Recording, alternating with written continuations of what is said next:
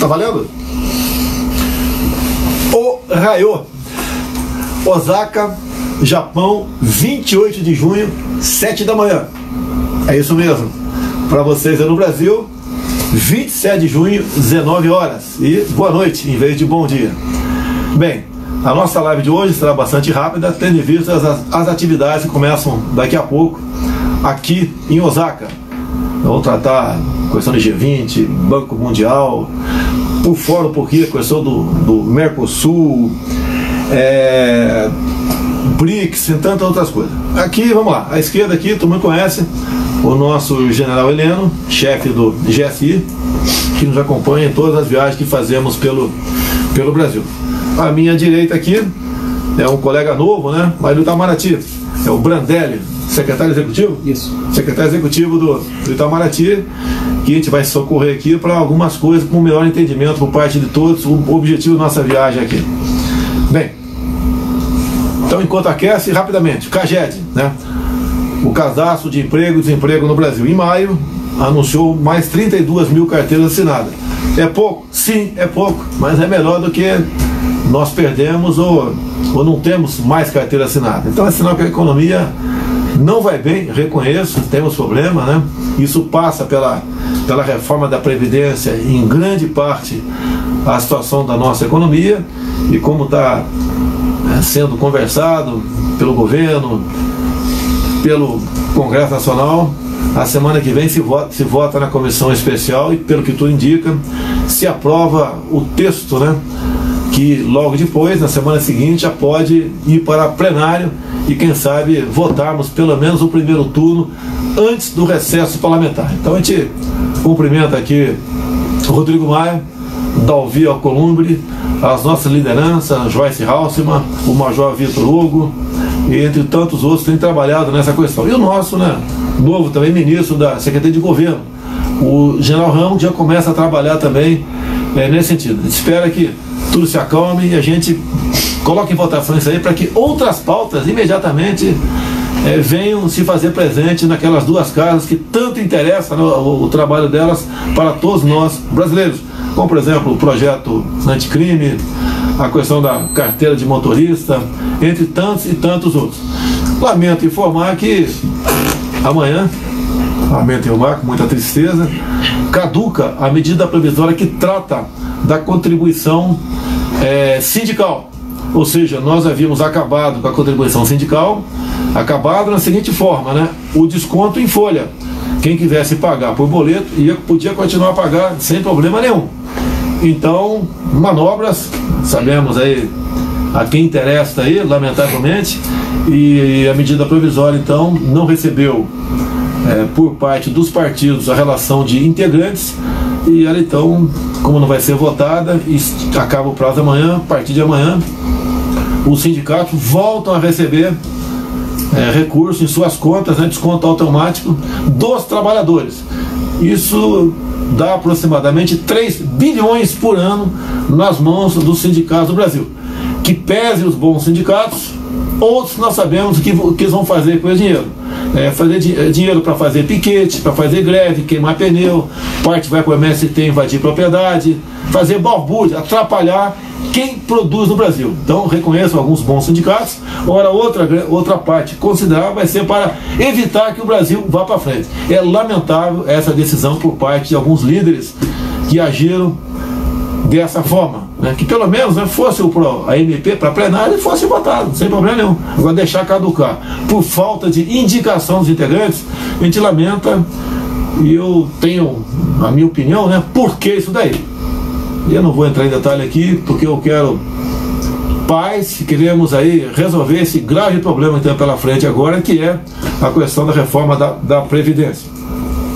Bem, daqui a pouco nós vamos se encontrar com o secretário-geral da OCDE, ok? E depois também o presidente do Banco Mundial. Alguma coisa, Brandão? Não, enfim, é dizer que o G20 é uma oportunidade não só para o encontro dos membros do G20, né, que é o objetivo principal da gente ter vindo ao Japão, mas também para esses encontros paralelos, né? O senhor vai ter então um encontro com o presidente do diretor-geral da OCDE.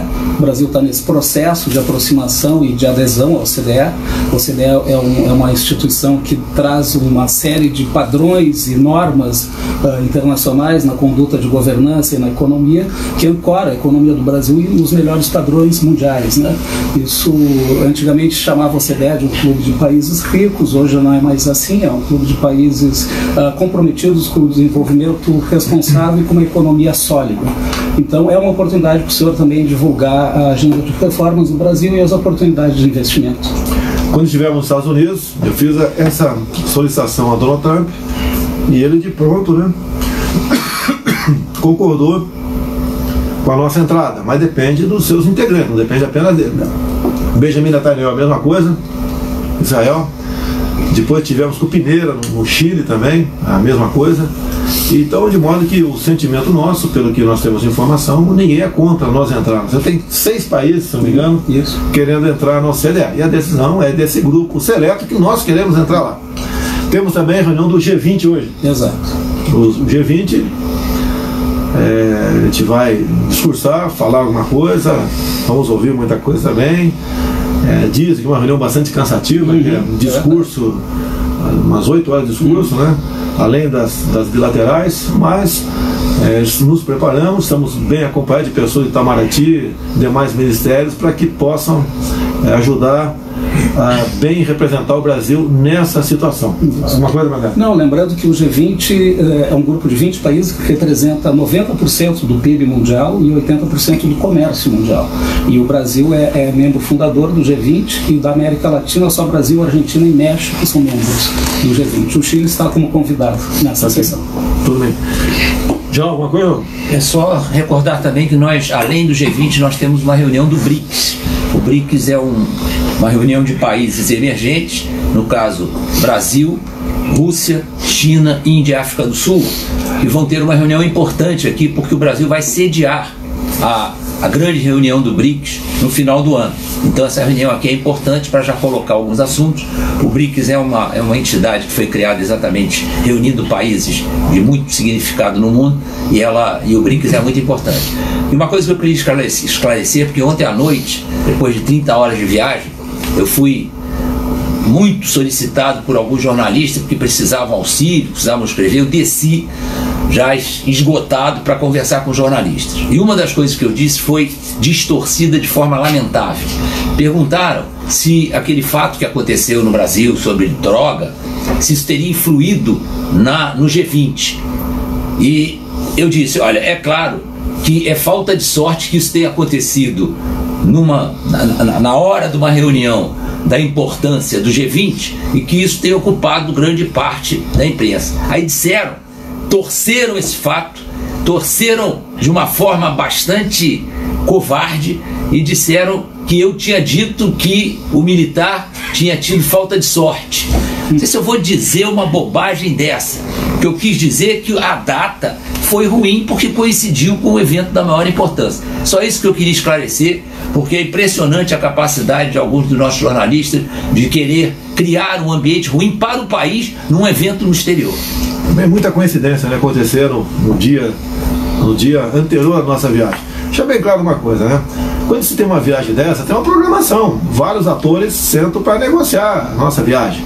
E haviam decidido que a gente partiria, não na terça, como foi nós partimos, mas na segunda-feira do Brasil e retornaríamos não no domingo antes do almoço, mas no domingo depois do almoço. Então a decisão foi minha, afinal, nós vamos partir um dia depois e chegar meio-dia antes. Isso reflete também a economia, é mesmo um pernoite que nós temos uma comitiva que é grande, né? E outra coisa, quando chegamos ontem, qual foi a decisão de quem entende mais desse assunto? É o caso do Brandelli aqui, que viajou já o mundo todo com um profissional lá no Itamaraty. A orientação da equipe dele era que, como nós chegamos por volta de 2h30 da tarde, horário do Japão, é que nós, tá todo mundo cansado, mas que não fôssemos dormir. Para que for dormir por volta de 19, 20 horas, né? Que seria 7 da manhã, 8 da manhã no Brasil, para a gente exatamente no dia seguinte não ficar sem dormir à noite e estar descansado um pouquinho no dia seguinte. Então a decisão deles foi que nós fôssemos dar uma caminhada aqui em Osaka.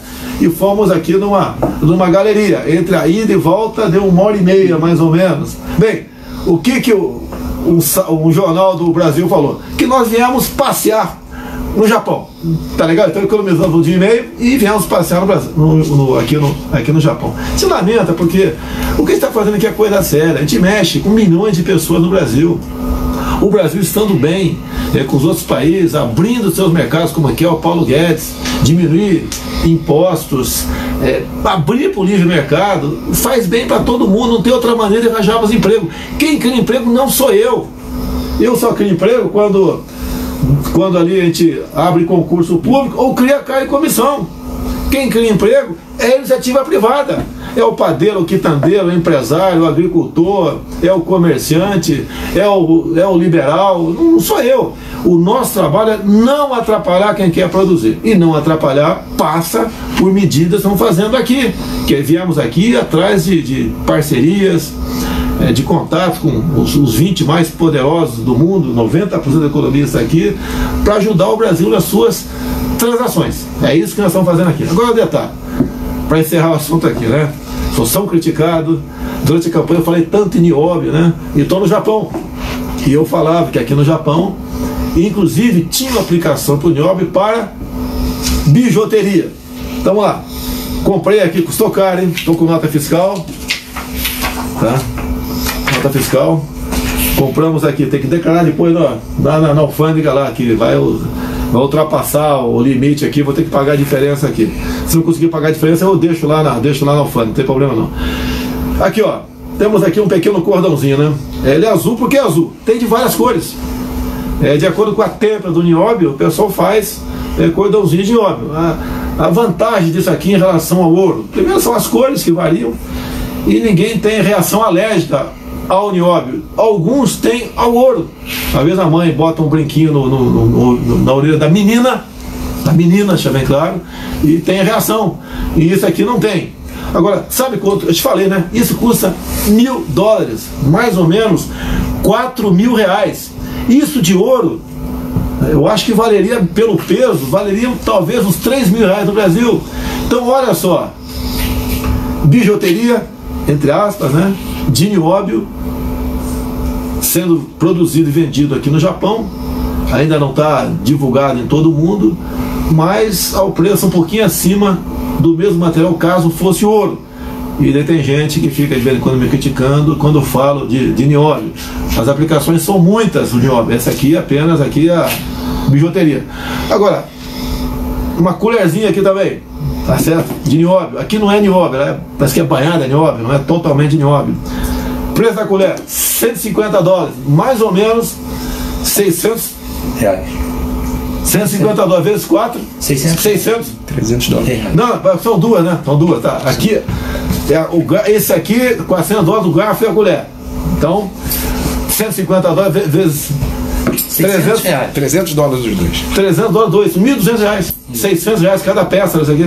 Isso aqui foi outro assessor que comprou aqui, ó. E um pingentezinho também aqui, ó. Serve para botar no telefone, de nióbio também aqui. Tá certo? Preço desse trem aqui, $150, mais ou menos R$600 mesmo. Não errei não? Tô vendo a tabela do 4? Tá legal. Então, R$600. Nióbio, só o Brasil tem. Tem Araxá, tem Catalão agora, que parece que passou para as mãos dos japoneses. Foi de umas últimas ações do presidente que nos antecedeu, com o seu ministro das Minas de Energia lá atrás. E tem uma da região de Seis Lagos também, lá na região norte. Então, pessoal, tudo bem? Posso continuar falando desse trem aqui?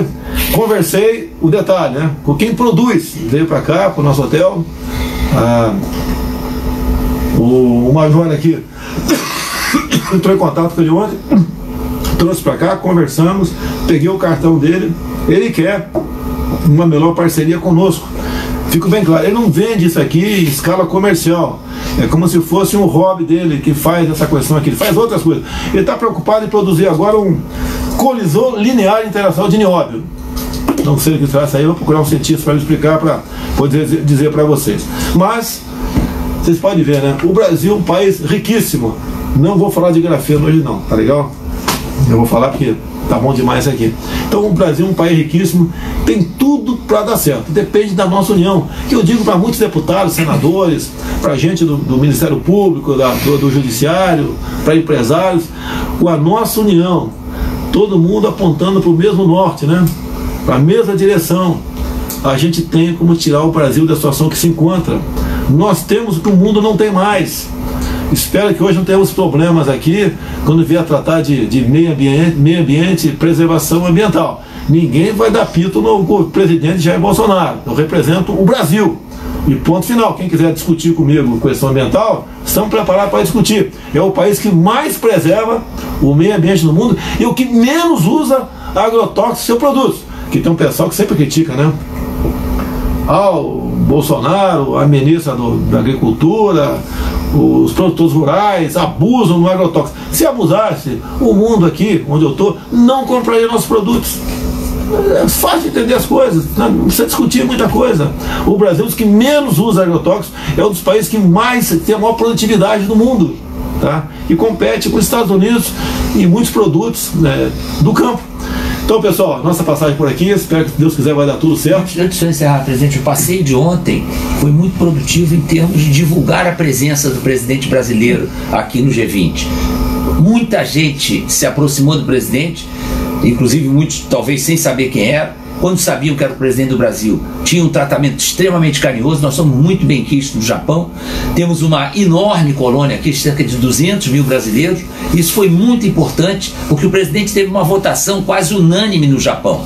Então esse passeio, entre aspas, foi uma andada aqui para relaxar, para poder esticar as pernas depois de 30 horas de viagem, e foi muito boa como propaganda do Brasil.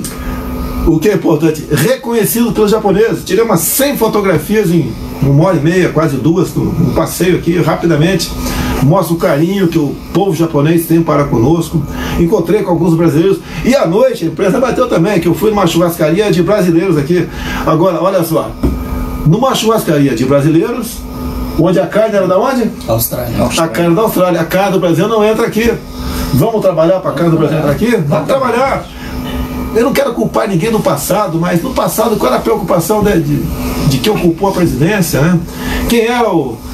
Quem indicava o ministro das Relações Exteriores? Qual partido indicava? Tá? Para quê? Nós valorizamos o Itamaraty, tem lá alguém formado por vocês. Quem nos acompanha são gente como vocês. Não tem alienígena no Itamaraty. Assim como na defesa tem um general, na saúde tem um médico, na justiça tem um juiz, onde mais não?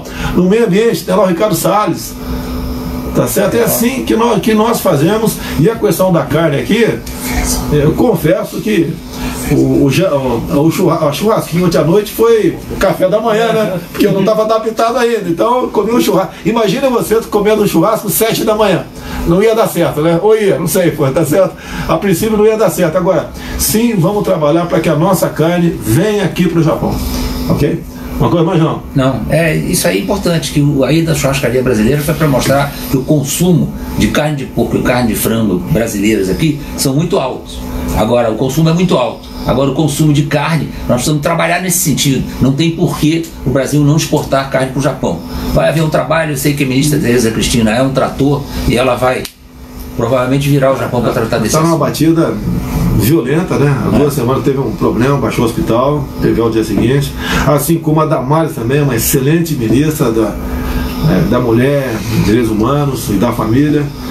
E vamos trabalhar, vamos juntos, vamos divulgar coisas que interessam para o nosso país. Estou levando pancada aqui, o tempo, qualquer negócio eu levo pancada, mas você sabe que vai ser até o final do nosso mandato, tá certo? Nós temos esse compromisso. Tirar o Brasil da situação que se encontra. Brandelli, agora mais? Eu queria destacar, presidente, se permitir, a potencialidade da cooperação com o Japão, né? Uma grande potência tecnológica também, é um país pequeno, que se complementa no Brasil, abundante em capital. A terceira economia do mundo? Terceira economia do mundo, abundante em capital, o Brasil precisando de investimentos, e essa complementariedade dos dois países tem um grande futuro. Temos muito para trabalhar aqui no país, né? E temos a maior colônia japonesa fora do Japão, né? E se o senhor senhor me permitir também lembrar que agora em Bruxelas está negociando um acordo de liberalização comercial com a União Europeia. Tá, Tereza Cristina lá? Tereza Cristina está lá, o ministro Ernesto está lá, um secretário do Ministério da Economia e uma equipe técnica profissional trabalhando. Conosco aqui chegou ontem o Mandetta também. Chegou, exatamente. Mais um reforço para a gente. E vamos em frente. Vamos em frente. O que nos tranquiliza, presidente, é que as pancadas de onde tem vindo é a maior demonstração que nós estamos certos. A me associar ao episódio de ontem é brincadeira. Não vou nem responder esse negócio aí, tá ok? Vai pagar um preço alto. A investigação está aberta, IPM, toda a colaboração com a polícia espanhola. Eu quero agradecer o governo espanhol aqui publicamente, porque deteve o elemento e não deteve a tripulação. Tá? Imagine, eu acredito que seriam em torno de 7, 8 pessoas, ou mais, 10. Tá certo? Aquela outra parte da tripulação é que me pegaria lá em Sevilha realmente. Esse outro militar que foi detido é do avião que apenas leva essa tripulação para fazer a substituição das pessoas. Né? Mas de qualquer maneira, mesmo que tivesse no meu avião, tá certo? Seria uma falha nossa daí. Tem que o nosso avião todos são revistados, inclusive a minha bagagem é revistada. Eles nunca falaram para mim se presidente, posso revistar a tua bagagem? Já sabe que é para revistar e ponto final, não tem problema, tem que revistar. E nós confiamos entre nós nessa missão. Lamento esse elemento aí, que pelo que tudo parece, está há algum tempo envolvido nisso, que ninguém numa primeira viagem vai botar 39 quilos de entorpecente, e vamos investigar. Esse elemento integrou aí escalões semelhantes aos 2 últimos governos que se passaram, e se Deus quiser a Polícia Federal, a nossa inteligência da aeronáutica, a Polícia Espanhola vai chegar naqueles que realmente interessa pra gente. Esse elemento aqui, se for o Brasil, é 30 anos de cadeia, e como crime hediondo ele vai cumprir uns 20 para poder requerer aí progressão. E se ficar aqui, eu acho que não tem prisão perpétua na Espanha, não sei. Mas se ficar aqui, complica a situação dele. Se fosse na Indonésia, na Indonésia, pena de morte, como no passado teve um traficante brasileiro preso lá e não teve clemência não. Eu lembro que foi a Dilma ou Lula, fizeram clemência. Lula pediu clemência. Lula pediu clemência para voltar ao Brasil, não teve colher de chá e foi executado. Em consequência, o Eduardo, como é que está a Indonésia? Um país seguro? 100%. 100% seguro. Por quê? Fez besteira lá, paga. E outra coisa, fala em traficante, né? Esse cara com 39 quilos, quantas famílias são destruídas com essa quantidade de droga? Ok? Fez porque quis, livre, espontânea vontade. Deu azar, né, João? Deu azar. Na primeira viagem nossa, deu azar. Nas outras, ele viajou à vontade. Na primeira, creu, tá certo? Creu, chifre, deu mal. Tá ok? É bom o pessoal já ir se acostumando que conosco é assim, tá ok? Obrigado, pessoal. Até a quinta-feira que vem, se Deus quiser. Brasil acima de tudo.